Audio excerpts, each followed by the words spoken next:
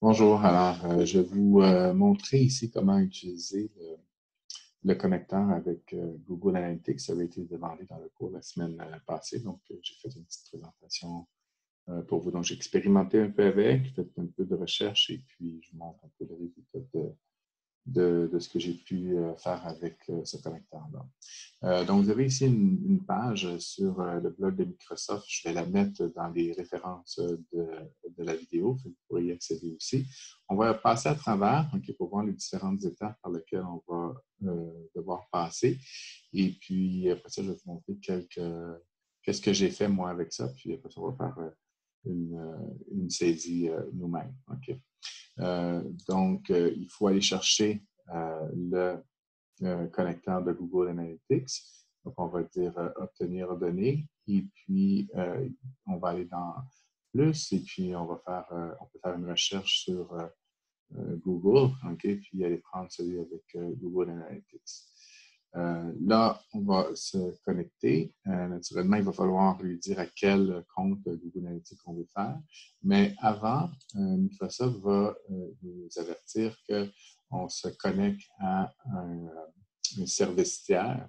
Et puis, le problème avec les services tiers, c'est que si jamais Google change son API, et qu'il n'y a pas de changement sur le connecteur, eh bien, il y a des choses qui pourraient ne plus fonctionner. Donc, ça, c'est bien important de savoir. C'est une des, un des risques, mais ce n'est pas un risque qui est unique à Google, c'est vrai avec tous les connecteurs avec lesquels on va travailler. Donc, vous allez, là, il y a une étape qui n'est pas là, c'est que vous devez mettre votre nom d'usager, votre mot de passe. Donc, vous allez avoir l'authentification Google qui va apparaître ici. Et là, une fois que ça va être fait, vous allez devoir donner l'autorisation, donc à travers les mécanismes d'authentification et tout ça, vous allez devoir donner l'autorisation à, euh, à, à Power BI de pouvoir parler avec votre service Google. Donc, vous allez lui donner ces permissions-là pour qu'ils puissent voir les données de Google Analytics pour éventuellement pouvoir aller moissonner ces données-là et les amener dans vos rapports. Donc, vous donnez une permission à l'API de pouvoir aller chercher les données à l'intérieur de votre compte. Et là, une fois que ça s'est terminé, eh bien, là, vous allez obtenir une liste de données comme on va voir, puis éventuellement, vous pourrez faire des rapports comme celui-là. Donc, c'est ce que j'ai fait. On va regarder un petit peu ce que j'ai fait, puis après ça, on va voir comment on va aller chercher les données et à la fin, on fera une petite mise en garde sur une des embûches que j'ai rencontrées. Okay? Donc, on va faire un truc exactement comme ça. C'est ce que j'ai fait ici. Donc, je suis allé chercher les données sur notre site web. Donc, c'est les données du Google Analytics de notre site web. En fait, sur un site web, il y a deux choses. On a un blog, okay, on a des articles. Donc, ici, j'ai mis les différents articles. Okay, donc, ça, c'est les identifiants des articles avec le nombre de vues. On a la période qui est retournée. Je fais une carte. Et puis, la deuxième chose, qui est encore plus intéressante, c'est les cours qu'on donne. Donc, là, ici, j'ai fait un peu une visualisation semblable à ce qui était mis dans l'article. Okay? Donc, c'est tous les cours qu'on donne à travers cette période-là, lesquels sont les plus populaires. Donc, par exemple, on s'en va en 2018. Okay? Donc, ça, c'était les cours les plus populaires chez nous. Okay? Et puis, c'est ça. Donc, ça, c'est ce que j'ai fait très simplement. Okay? Et puis là, on va aller les chercher puis montrer un petit peu comment cette chose-là, elle a été faite. Alors, on s'en va dans obtenir les données. Et puis, on va dire plus. Donc, vous pouvez vous promener à l'intérieur des choses, mais si vous êtes paresseux, vous allez taper Google. Okay? Et là, vous allez avoir les deux connecteurs qui sont disponibles pour Google, donc Google Analytics. Donc, je m'en vais là. Connecter. Donc, je veux dire que ce n'est pas la première fois que je fais, donc il ne va pas me demander mon usager qui mon mot de passe, mais il m'avertit que je me connecte à un service tiers et puis que le service pourrait, par exemple, avoir des problèmes si jamais Google changeait son API et que le service n'était pas mis à jour. Vous avez ici un lien, ce n'est pas le même article ça explique un peu qu'est-ce qu'il fait cette chose-là, mais il est un peu moins complet que l'article que je vais vous mettre. Donc, il vous met les différentes étapes aussi, mais il est moins complet que l'article que je vais vous mettre à l'intérieur. Donc, on continue dans notre truc. On va continuer. Et là, on va obtenir la liste des sources de données. Donc, dans Google Analytics, vous allez devoir aller chercher votre propriété. On va prendre formation, il y en a juste une pour nous. Et de là, vous devez aller sélectionner les mesures et les mesures et les dimensions que vous voulez faire entrer. Donc, recommandation, c'est de mettre le temps. Donc, on va aller chercher la date. Après ça, on va aller chercher, donc maintenant, je vais m'intéresser aux vues de page. Donc, je vais faire le page tracking.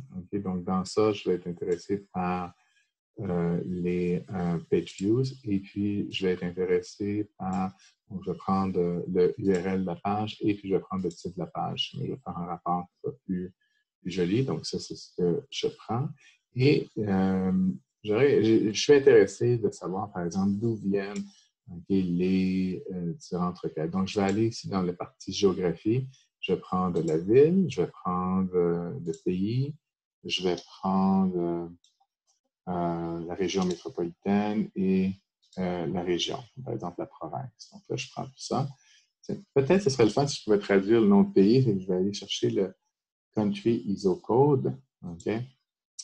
Et là, oups, erreur. Erreur parce qu'on ne peut pas aller plus que cette dimension. Donc, je fais cette dimension parce que vous faites votre requête. Donc, je vais laisser tomber ça, puis je vais prendre juste le pays et on verra ce que ça va faire.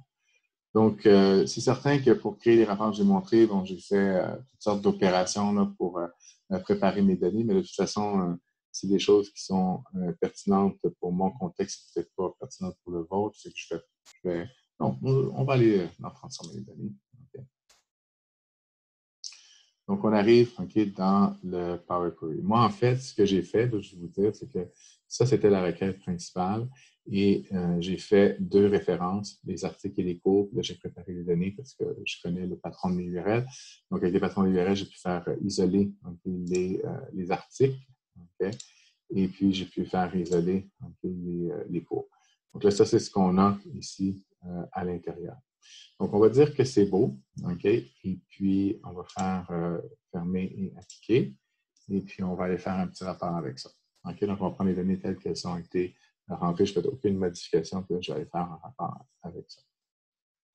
Donc, on va se faire une nouvelle page. Puis, je vais me faire une carte. Je voudrais savoir les page views, comment elles sont par rapport aux villes, par exemple. Là, on va faire venir un truc ville. On va regarder ce que ça donne. Donc, je prends carte géographique, donc toute la page, et ici, ça c'est mon truc, donc je vais prendre le nombre de page views et puis la ville. Donc la ville pour l'emplacement et le nombre de page views que je vais descendre pour la taille. Et puis, là, on voit cette chose-là. Donc, on voit que la France semble consommer beaucoup, notre site web, et on a aussi le Québec. Donc, moi, je vais savoir, c'est où au Québec qu'il y a des visites sur mes choses. Donc, on peut voir là, ici un breakdown du nombre de pages vues par ville. Donc, ça, c'est bien. Donc, je vais voir ici ce que j'ai fait. Donc, pour les articles, j'avais mis une table, mais dans ce temps-là, je n'avais pas choisi, j'avais la région. Donc, non, si je regarde la bonne table, par exemple. Là. Donc, ici, je suis sur les articles. Donc, pour la table des articles, j'avais choisi le country, j'avais choisi la région métropolitaine, puis j'avais choisi la région. Donc, je n'avais pas la ville, puis je trouve ça quand même assez sympathique. Ce qu'il y a ici, de pouvoir l'avoir par ville, ça me donne l'information qui est assez pointue, qui m'intéresse. Donc, comment on fait pour modifier une requête Power Query sur le service? Donc, vous allez voir que la syntaxe est un petit peu différente, puis je ne veux pas ni expliquer trop la syntaxe, parce que même moi, je ne la connais pas tant que ça, mais j'ai quand même lu en T-Link. Je vais vous partager le petit truc que j'ai découvert. Donc, je vais retourner, OK? Donc, je rappelle, l'objectif, c'est de pouvoir aller jouer un petit peu avec Power Query, voir quand on se connecte à un service, bon, ce n'est pas tout à fait les mêmes étapes quand on se connecte à un Excel, puis on va essayer d'aller rechercher les mêmes champs qui ont été pris à l'instant sur la requête principale que j'avais fait au préalable. Donc, je me retourne dans la transformation de données. Okay. Puis là, je vais avoir un peu de curiosité. Donc, je vais ouvrir cette chose-là et je vais aller montrer l'éditeur avancé. Donc, ça, c'est la requête qui a été faite. Et moi, ce qui m'intéresse, c'est cette partie-là. Okay? Donc, les éléments qui sont ajoutés. Donc, je vais prendre cette chose-là, donc la liste, et puis je vais aller la mettre dans cette chose-là. C'est OK. Et là, je m'en vais dans ma requête principale. OK. Éditeur avancé. OK. Et ici, je vais la remplacer. Okay. Donc, j'ai ici amené, il fallait que je rajoute finalement cette chose-là. Donc, je le fais. Donc là, je change sur la requête principale et l'article et cours sont deux requêtes qui sont en fait des références. Hein. Ce que j'avais fait faire une référence pour créer article et cours. Comme ça, en changeant ma requête, ça change automatiquement les deux autres. Donc, dans les deux cas, on aura accès maintenant à la ville. Donc, je vais faire fermer et appliquer.